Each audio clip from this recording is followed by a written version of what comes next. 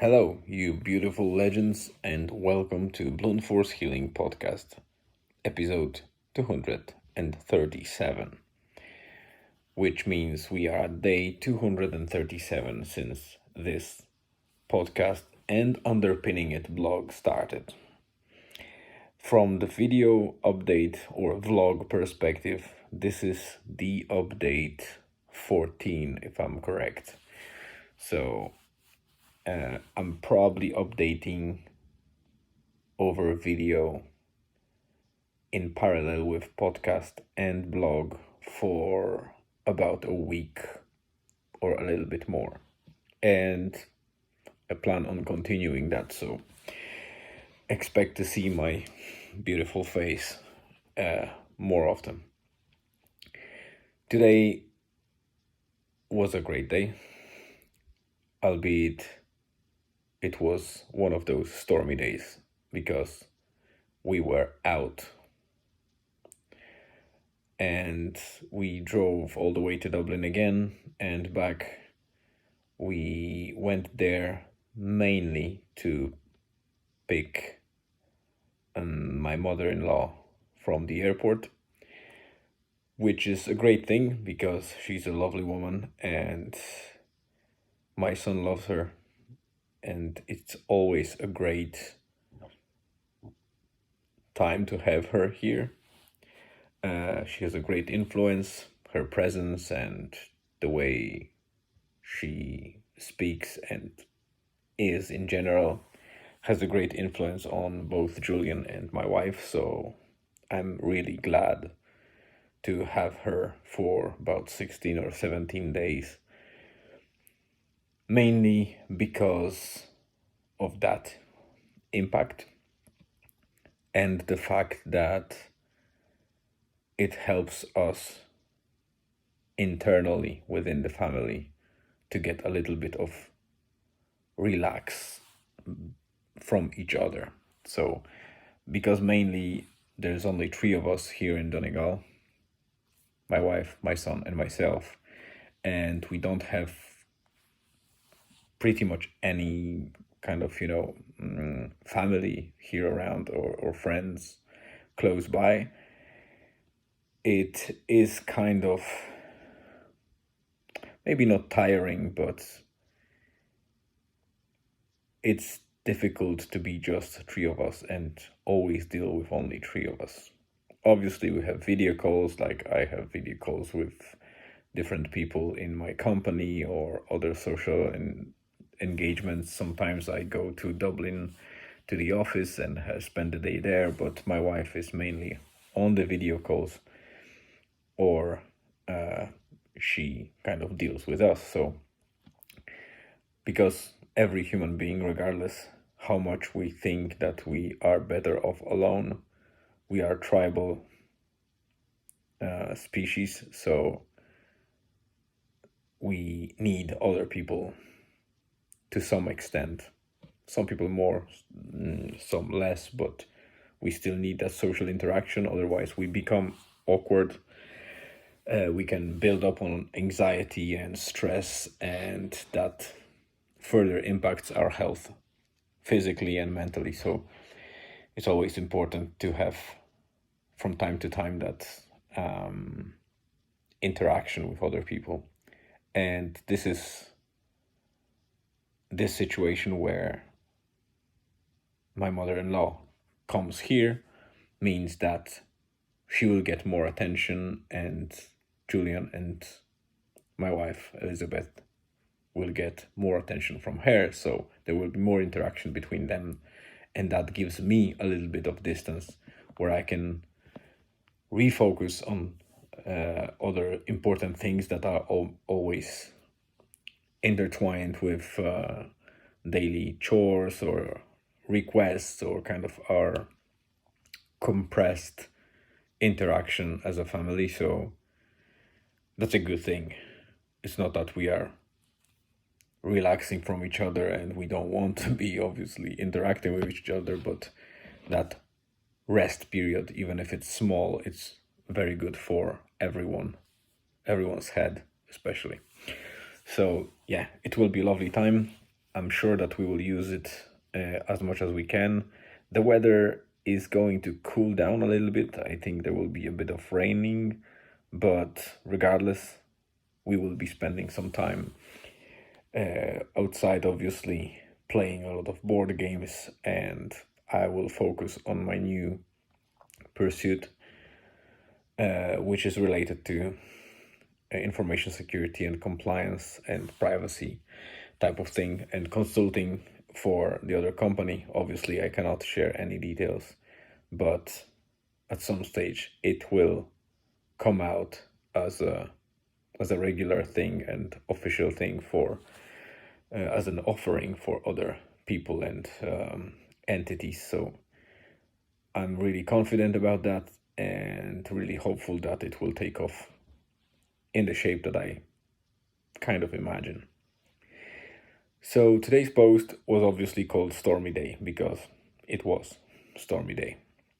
We left Donegal early in the morning. Well, not maybe that early. It was probably around 10 a.m. The temperature was amazing. It was about 16 degrees Celsius. I don't remember how do you convert it into Fahrenheit. Let me actually check this up. Celsius to Fahrenheit.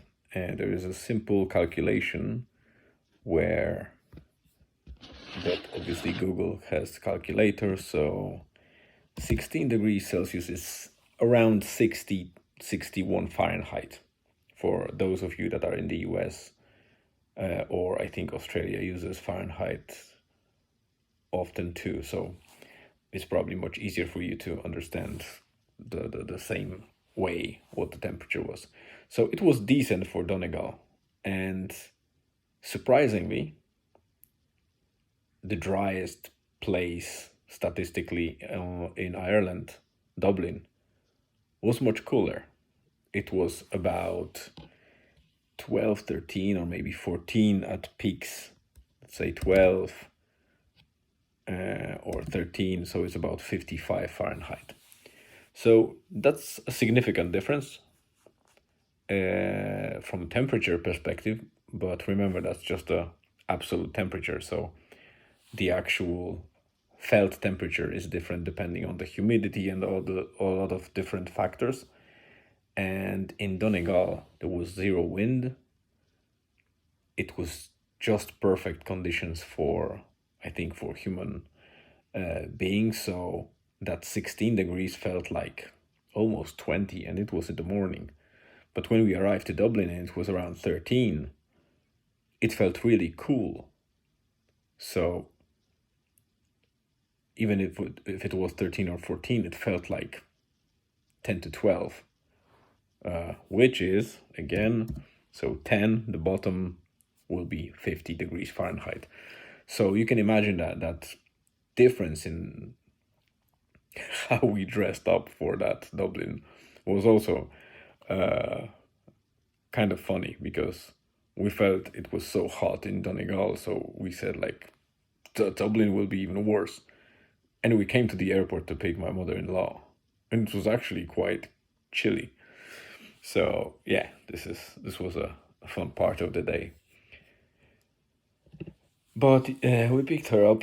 We went to Dublin to sort a couple of things out, and obviously myself and Julian, we strolled around Dublin ourselves because, you know, boys things. We visited Flying Tiger, one of those weird Danish shop brands that are spread across Ireland. And we actually bought some kind of cheap winded little fan for the hot weather, which was great because most of the fans that you buy in the stores, those cheap things that show up in summer, are battery operated, and I don't really like that, be dependent on battery. And this one is pretty simple and a little bit flimsy in build, but it has a little winding lever where with just a small movement spins the fan very fast, so you don't need to put too much effort, and it actually works pretty well for that kind of thing. I was amazed of how much power in cooling it does have. So a nice and cheap thing. It was probably €2.50, 2.5 euro for that. So fairly cheap thing. And we bought one of those styrofoam planes where you just assemble them from 3 pieces, like the main wing that goes through the, I don't remember how you call the fuselage, I think, which is the corpus, or the body of the plane. So there's a body of the plane which is from styrofoam. Then it has 2 holes, one closer to the front and one at the back where the tail is. So you put big wing closer to the front, obviously, which is 2 wings, but they are as a one piece, and you just put it through. And the same thing at the back, but just a smaller one. And Julian tested it as we arrived. That was still a little bit of daylight. It was already after sunset, and it was cool to see how it operates, and we will have a lot of fun playing with it tomorrow, probably, maybe on the beach, depending how windy it will be. So from that perspective, yeah, it was cool. We had a nice dinner, slash almost like a takeout, but inside. So yeah, we love to return to Canoon. It's a nice place that serves Thai food, and it's very close to my old place of work. I probably visited that first time about 9 years ago, and we keep returning there because for the price that we pay there, we get decent, fairly fresh and well done food, not deeply fried or anything like that. So pretty healthy, with a lot of veggies and a bit of meat that you can choose. So it's very nice. And yeah, we ate it and headed straight back to Donegal, and here we are. So we arrived pretty late. Obviously, that meant that I didn't write the post before 8 p.m. So my commitment is now damaged because I failed. Well, I don't like the word failed. I slipped yesterday and I slipped today.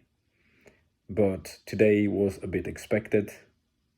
Yesterday, not so much. I was caught off guard by that hack of my mother's Facebook account, which is still hacked. It's still under control of that scammer, and we have some progress on that. I also tried to contact Facebook. I got advice from other security professionals that I know, and I engaged also with 2 people that I know that might help in 2 parallel efforts. One is obviously to regain access to Facebook, and I want to get a little bit from the inside out. So because it's very hard, like Facebook is useless in terms of support. There is a reason for that. It's a free platform. They obviously don't want to spend too much resources on sorting, common people problems. However bad it sounds, it is just true. So they are there for the business customers mostly, or brands. So it used to be a case that you could have contacted the support or create a ticket and get some support. Now you have just a help center with some articles that are not even up to date. Well, they are supposed to be, but when you follow the links, they either work differently than to what was described in the article, or there's no links and just simple advice that if you follow, you're back to square one. And this is what happens here. So I'll be providing more details on how this hack works, how the scammer operates, how you can detect potential attempt on you or your friends or beloved ones, and how you can minimize the chance of getting caught off guard, because it really depends on the psychological lack of barriers or awareness when we deal with people we trust. Because obviously you can quickly catch the scam when some random person is approaching you. The key point here is that this scam begins from a trusted person, and it's really interesting concept from psychological and technological perspective. But what I'm pissed about really on Facebook side is that I will obviously provide more details tomorrow, but the whole recovery process or regaining access depends on mechanism that is stripped of features or elements that would be useful for original and genuine owner, but the only options that you have are under control of the hacker, so, or the scammer. I don't want to call them hackers because they are not hackers. They are just sad sods, or very, I would say, inhumane people, because it's not because of my mother. I always had really bad taste in my mouth when talking about those kind of people, because they prey upon vulnerable people. These are very lazy people, even though you can, think, oh, some of them are real hackers. They work hard to get through or break through the systems. Well, on one angle you can say yes, but on the other, they do that for their own gain, not that they work to make world a better place. It's actually quite the opposite.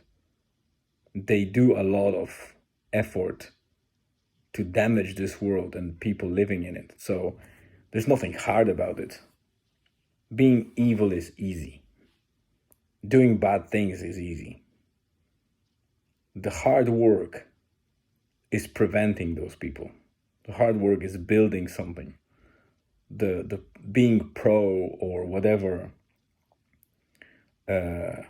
however you call those cool things like OG.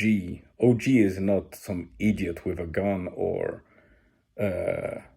smoking bloody joint, or doing some shit out on the streets. No, that's not OG. People lost ability to even understand what OG means.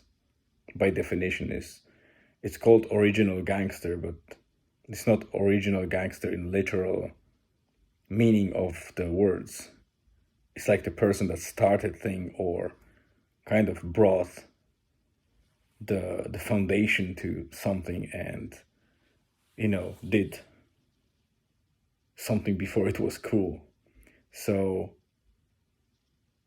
that's why I support really much the people that are on the white hat side. So the real hackers, the real experts that are always one step behind the hackers, because you can't be one step ahead of hacker. It's the hacker that finds the workaround or gap or hole, which comes out at some stage, sooner or later. And the white hats are the guys that are actually trying to do everything to prevent that from, first, to fill that hole and make sure that it's secure, but then to prevent similar situation or similar bugs or errors of happening or holes being created. So it's a very tough job. It's almost like chasing criminals. They're always ahead of you. You are always post-mortem assessing situation and trying to catch them. So these are real jobs that should be appreciated. And I will always support this. And that side of the battle is less appreciated, is less cool in the scheme of things, because for some reason people are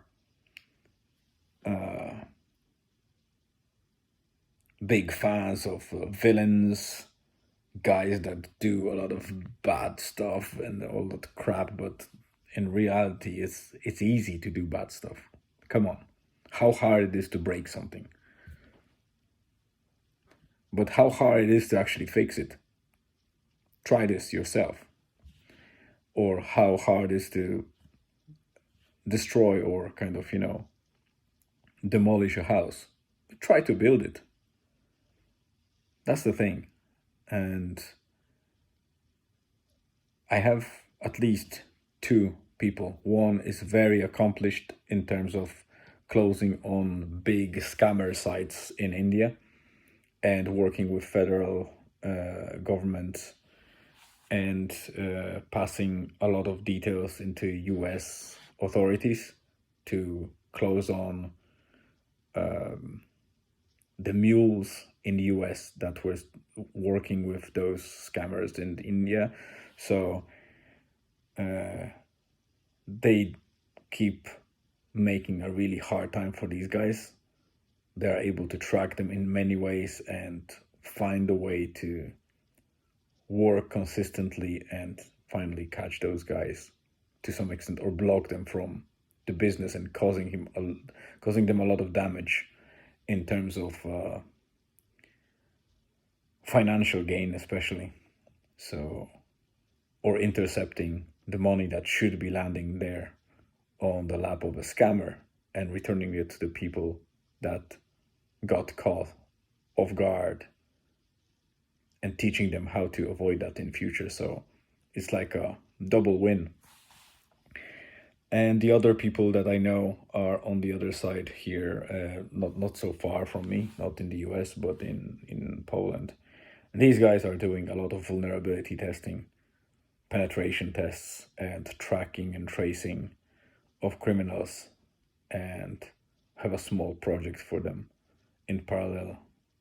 If they agree to that, we might have a fun ending, hopefully, if they are able to trace that scammer, because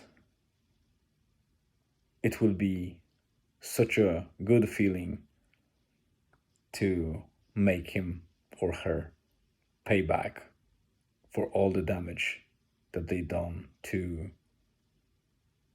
all those people, including my mother, and are keeping doing to others that we don't know about. So this is kind of thing that drives me further. All right, I'll be wrapping up. Oh, if you're interested, I will be doing that for only close circle of people that got impacted by those type of scams. There will be a lot of explanation how it works. I will obviously write up about it in the blog and record a video about it, but those static contents lack the Q&A opportunity or discussion, and I will be doing similar thing but in a live form, probably on Facebook or on Zoom, with a small circle of people that got damaged, the closest circle to my mother, to teach them how to detect those things, how to prevent those things, etc. But obviously it will grow to, I would say, bigger scale trainings, and I will be inviting people to talk about it more. So if you're interested, at the bottom of every blog post there is a short form, single field. You just put your email there and sign up to the VIP list. I'm not sending any emails at the moment, so don't worry, there will be no spamming or anything like that. And I will obviously use that list respectfully, so your email is safe in my hands.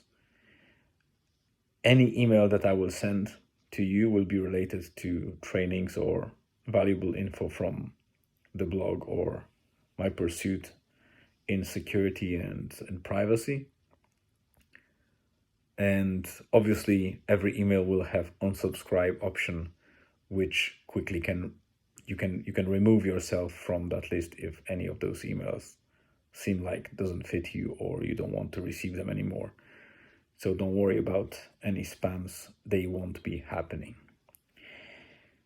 But obviously you will also not receive any updates if you don't sign up. So it's your choice. You can give it a try and just sign up. For now, as I said, there will be no emails, and I will probably give you heads up when the emails might start showing up. So it's not like you will get any email out of nowhere. All right, guys, this is 27 minutes in. Spotify only allows 30 minutes episodes, so I'll be wrapping up now. Thank you very much for sacrificing your precious time to stay with me for that long and listening to my rambling and updates. Have a great rest of the day, afternoon or evening, depending on where you are, and stay tuned for more. Talk to you tomorrow.